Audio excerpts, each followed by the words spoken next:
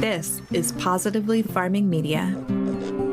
Hello, my gardening friends. Welcome back to the Just Grow Something podcast. Did you know that poor diet is the leading cause of disease worldwide? Diets low in fruits and vegetables contribute significantly to some of the world's most widespread and debilitating nutrient-related disorders, which is why many of us garden, right? We want to include those fruits and vegetables in our diet. And if we have limited space, we need to be particular about what we're planting. When I help people plan their gardens, I'm always reminding them to go back and review their why. If your goal for your garden is to reduce your family's food budget, for instance, like mine was in the beginning, then maybe the things you should prioritize planting are the things your family eats the most, or things that cost you the most in the grocery store or at the market. But if we're gardening to increase the overall nutrition our family consumes, does that mean that we should be focused on planting something other than our most purchased items? And if it's all about saving dollars, can we grow things that make us feel fuller for longer because they're more nutritious? Which fruits and vegetables degrade the most from the time they leave the farm to when they hit our plate? Which fruits and vegetables are the most nutrient dense overall? On today's episode, I'll give you the rundown on some studies that have been done about which vegetables decline in nutrition the fastest, which ones are the most nutrient dense overall, and what we need to do in our own gardens post-harvest to preserve those nutrients that we've worked so hard to grow. Let's dig in. Hey, I'm Karen, and I started gardening 18 years ago in a small corner of my suburban backyard. When we moved to a 5-acre homestead, I expanded that garden to half an acre, and I found such joy and purpose in feeding my family and friends. This newfound love for digging in the dirt and providing for others prompted my husband and I to grow our small homestead into a 40-acre market farm. When I went back to school to get my degree in horticulture, I discovered there is so much power in food, and I want to share everything I've learned with as many people as possible. On this podcast, we explore crop information, soil health, pests and diseases, plant nutrition, our own nutrition, and so much more in the world of food and gardening. So grab your garden journal and a cup of coffee and get ready to just grow something. Okay, first things first. I need you to file what I'm about to tell you under the do as I say, not as I do category. I mean, I'm sort of kidding, but hear me out. This episode airs March 7th, and I just spent the past 2 days doing something I've never done this early: planting cabbage. So if you go way back to episode 52, which I'll link to in the show notes, when I talked about growing cabbage, I said for spring planting, you'll want to plan to set your plants outside about 2 to 4 weeks before your last expected frost, which is generally when I plan them for. I started my cabbage a few weeks ago, anticipating that I would transplant them out into my gardens the week of March 19th, or maybe the following week. Now, those plants are all doing well out in the greenhouse right now, and they're on track to be transplanted in a few weeks. Our last frost is typically between like the 15th and 20th of April. So why am I planting so early? Well, I went to a local plant auction last week to pick up plugs for the herbs I generally don't start from seed for whatever reason. It's something I do every year to save myself the headache of either taking cuttings and propagating from there, like with rosemary, or starting things that take a really long time to grow from seed, like oregano or thyme. So I will pot these up for my own use in my own gardens, and I also will pot them up for sale to my customers. Well, while I was there, I got a good deal on some brassica starts, and there were 4 trays of cabbage included in that.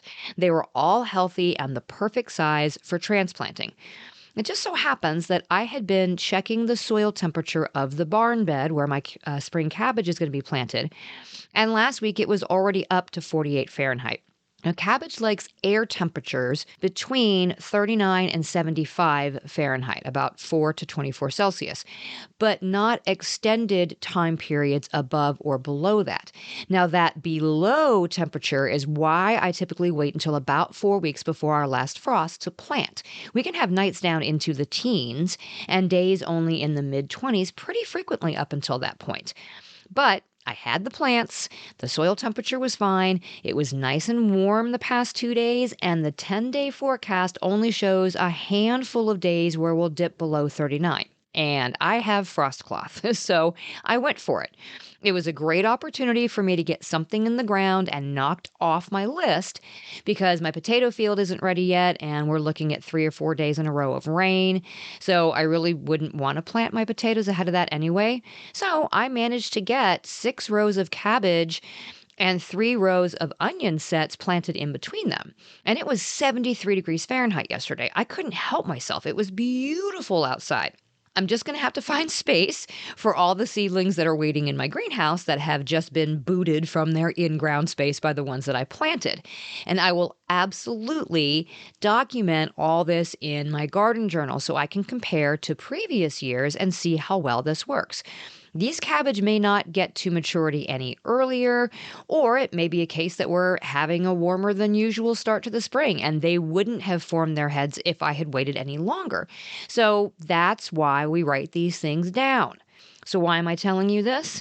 Because I can give you all the advice and guidance in the world. You can read book after book and blog after blog about how to grow specific crops in specific ways. And what it comes down to is your climate and your garden are unique to you. You have to be proactive in knowing what your typical weather patterns are, checking your soil temperatures, knowing your frost dates, watching the weather, and having emergency provisions like the frost cloth on hand, and just make the decision for yourself.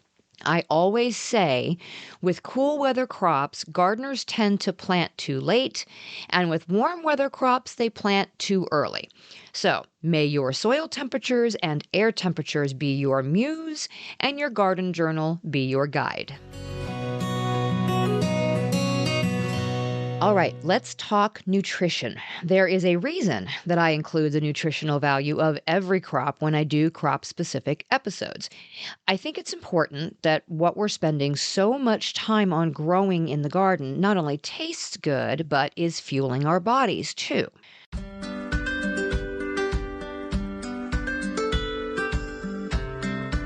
Studies have shown that foods higher in protein and fiber are more satiating. They make us feel fuller longer, regardless of the energy density of the food. In other words, higher calories don't necessarily mean we feel full. Now, this is often cited in terms of dieting. Remember what I said about celery last week? It was a popular food in the 70s and 80s diet culture because it made you feel full while carrying very few calories.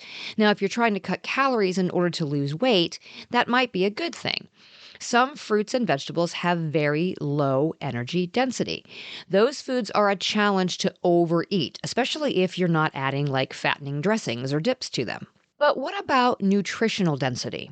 What if what we're eating makes us feel fuller, not just because of the level of fiber or protein, but because our body has gotten the nutrition it needs regardless of the calories? There is a difference between the terms satiation and satiety. Satiation occurs when we feel full immediately after eating and we don't want to eat anything else at the moment. Satiety is a longer-term phenomenon that occurs when we obtain enough of all the essential nutrients, like the vitamins, minerals, amino acids, and fatty acids, that our bodies need. So we don't get the chemical hunger cues for food for a longer period of time. Our body has what it needs. And interestingly enough, the level of satiety goes up based a lot on the amino acids we consume, nutrients like potassium and phosphorus and calcium, and the vitamins like folate and niacin.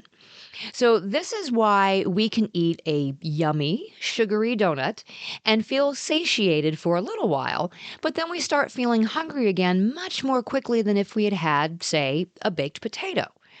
A plain baked potato is about 160 calories. The calories come from carbs and some protein, but also lots of vitamin C, potassium, magnesium, iron, and calcium. You can add a little butter and sour cream to up the calories, and now we're about 260 calories. And you've got some more calcium and more fat, some more carbs and protein, and a little bit of sugar. Now, compare that to a standard glazed donut that also has 260 calories. But it is comprised of mainly fat and carbs and has very little nutrition. A little bit of fiber and protein, plenty of sugar, some sodium, and that's about it. So, same calorie count, but which one keeps us feeling fuller for longer? The baked potato. And that has to do with nutrient density. Now, obviously, that's not a fair comparison, and goodness knows I love a good donut, but it's a great example of how the nutritional content of what we eat makes a difference in how full we feel. There is an epidemic in the US, particularly, of very poor families turning to the dollar menu at fast food places for the majority of their meals. Why? Because it's cheaper to buy 3 items off that dollar menu for each member of a family of 4 than it is to buy fresh vegetables in the grocery store. But what if we take a different approach to that? That $12 for that meal for 4 people, combined across 5 meals per week, adds up to $60 that could be spent on fruits and vegetables and a few protein sources. That $60 not only could stretch out over the course of the week into more than just those 5 meals, but the family will likely feel fuller for much longer than if they rely on that fast food meal only. They may feel full immediately after eating the fast food meal because of the fats and the sugars and the sodium it contains. But the nutritional value of those whole foods over the long haul will be more satiating. The effect extends far beyond just one meal when you're consistently getting the nutrition your body needs. Now, I'll be honest, this is something that I wished I'd known about when my kids were very little and I was on such a tight budget. I tended to buy the boxed cereals and the prepackaged meals because they were cheap and they filled my kids' bellies. If I had realized that the fresh fruits and vegetables that were definitely more expensive would have filled up those bellies with less and kept them fuller longer and improved their health overall, I would have done the math on the food budget a little bit differently. I also would have started gardening earlier than I did.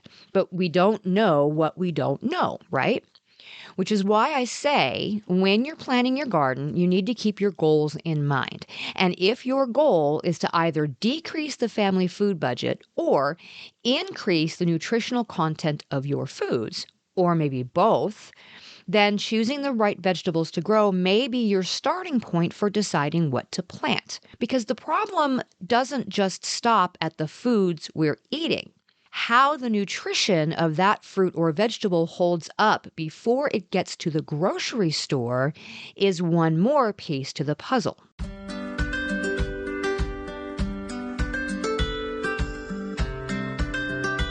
There can be a significant amount of time between when a fruit or vegetable is harvested to when it reaches the grocery store shelves and ultimately your plate.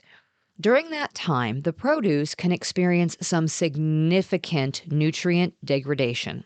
This depends on the item and the way it's handled post-harvest, and some definitely degrade much more quickly than others. According to a report by UC Davis, here in the U.S., fruits and vegetables grown in North America may spend up to 5 days in transit following harvest before finally arriving at a distribution center. Transportation time for fruits and vegetables grown in the southern hemisphere for consumption in the U.S.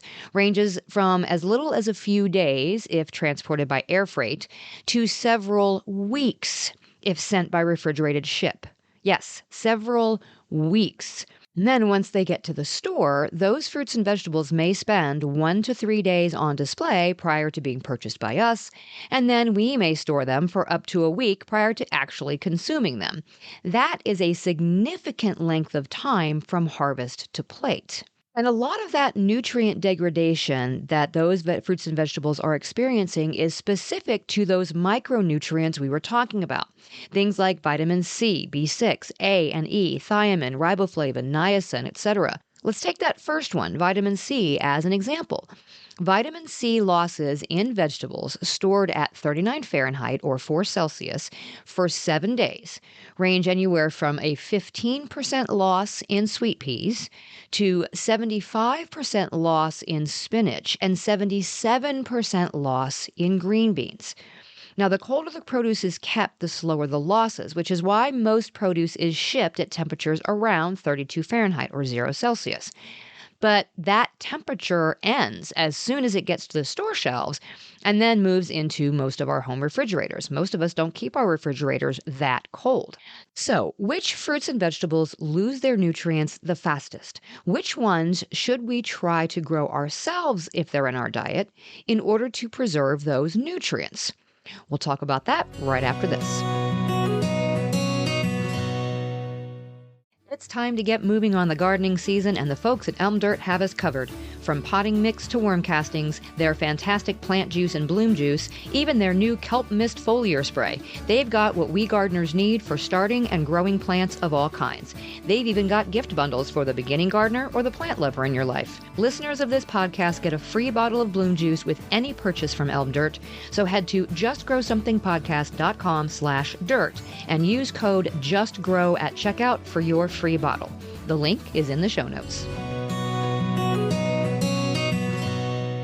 So in order to create this list, I dug through all kinds of resources, reviewed the initial nutrient density of that fruit or vegetable, the resulting loss of several different nutrients due to fresh storage, and the conditions under which those items were stored.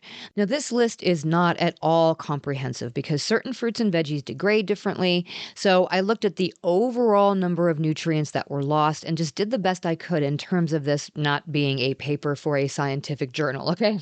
I will link to those reports and studies and web pages in the show notes if you want to take that deep dive yourself, okay? All right, here we go. These are in no particular order with the exception of number 1, and number 1 is spinach. No matter which source I looked at, spinach seemed to lose so many of its nutrients very quickly when not stored at exactly above the freezing point, and the losses seem to start almost immediately.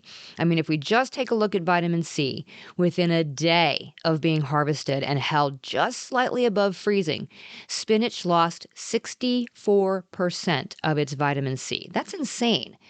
It also shows significant losses in thiamine and riboflavin and all kinds of other micronutrients. So I put spinach at the top of my list of veggies that you would want to grow yourself to get more intact nutritional content. Now, next on the list is berries. Berries in general have a short shelf life as it is, and they're often harvested just barely ripe.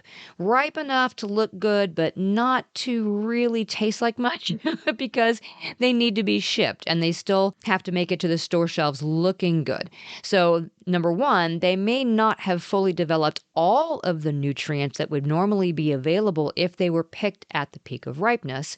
And then that short shelf life also means a short lifespan for the nutrients that are in those berries. Now, another one on the list is green beans. That is a staple in my household. Green beans lose a lot of nutrients if not kept very, very cold and consumed pretty quickly. We're especially talking vitamin C, along with all the B vitamins. Carrots are on this list.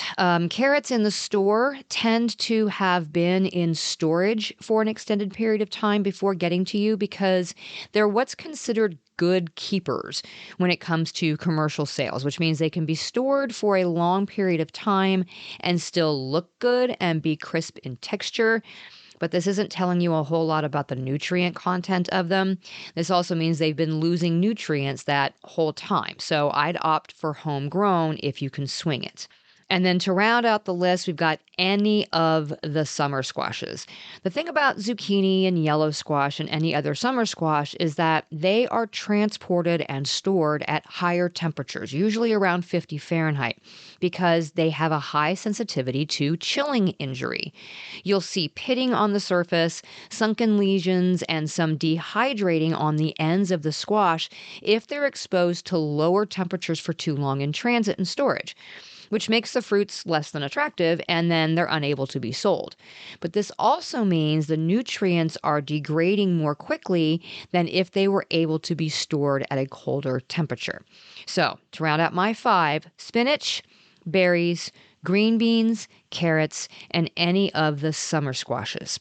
Now, there are lots of other fruits and veggies out there that can start to degrade pretty quickly after harvest, like asparagus and cucumbers and sweet corn. And they all have their specific nutrients that they are high in. But I didn't include those in the list because they don't have as much of a well-rounded nutritional profile as the others. It doesn't mean that you shouldn't grow them if you have the space, because you'll definitely get a better quality product, and the nutrients they do have will be much more intact than if you get them from the store. But the ones I mentioned in the list have a higher level of nutrients across the board, and they were the most volatile in terms of nutrient loss. So that's why they were my top 5. Now, if you grow these at home, what do you do to keep those nutrients intact until you get to eat them?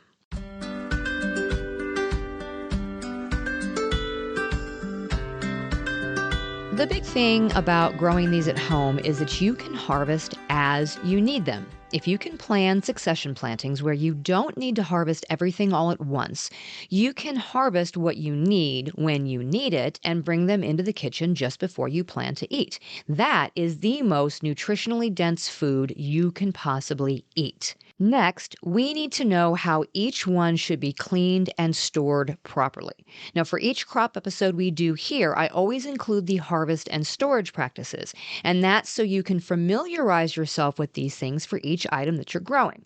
Harvesting and storing at the right temperature will keep the nutrients from degrading before you get a chance to eat them. I will leave a few guides for you in the show notes. And then finally, know that in terms of preserving nutrients, frozen fruits and vegetables retain more of their nutrients than anything that we can or dehydrate. Just the sheer act of boiling or pressure canning any fruit or vegetable is going to degrade the nutrients more than freezing them at their peak. And if you're dehydrating something at any temperature above 140 degrees, you are also dramatically decreasing the level of nutrients in that item. Now, does that mean I'm going to freeze my green beans from now on instead of canning them? Absolutely not. We cannot stand frozen green beans. And so a canned green bean with fewer nutrients is better for me than the frozen green bean that I won't eat at all. In the end, you have to do what's best for you and your family.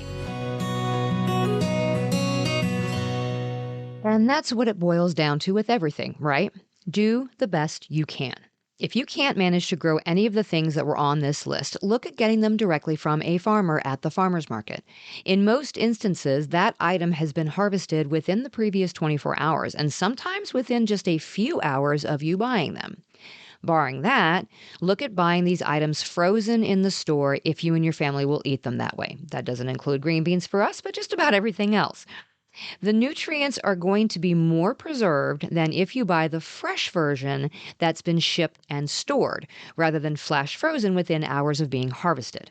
It's all about making the best choices that we possibly can. Until next time, my gardening friends, keep on cultivating the most nutritious garden that you can, and we'll talk again soon. You just finished another episode of the Just Grow Something podcast. For more information about today's topic, go to justgrowsomethingpodcast.com, where you can find all the episodes, show notes, articles, courses, newsletter sign up, and more. I'd also love for you to head to Facebook and join our gardening community in the Just Grow Something Gardening Friends Facebook group. All of the essential nutrients, easy for you to say. Which ones should we try to grow ourselves if they're in our diet and we want to preserve? What are you trying to say? That makes no sense. The nutrients are going to be more preserved than if you... what are you talking about? I am having all kinds of problems with this. Let's just go ahead and type that in. Until next time, my gardening friends, keep learning and keep growing.